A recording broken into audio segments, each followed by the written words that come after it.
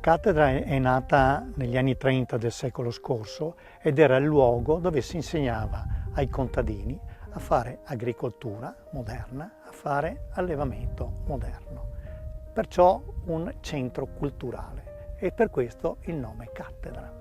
E noi siamo ripartiti da questo nome storico, originario, per fare il biologico, perché noi pensiamo che il vero futuro per noi, consumatori, sia ritornare al passato, ad un cibo buono e sano.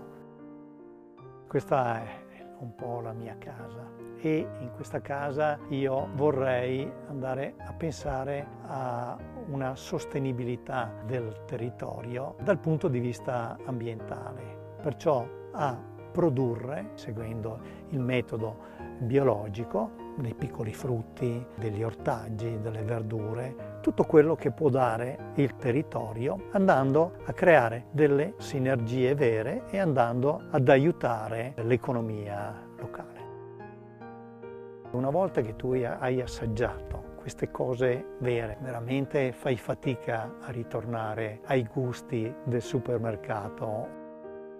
Lo scopo è quello di tornare all'origine del nome cattedra, perciò di andare sia ad insegnare che andare a fare sperimentazioni per il territorio.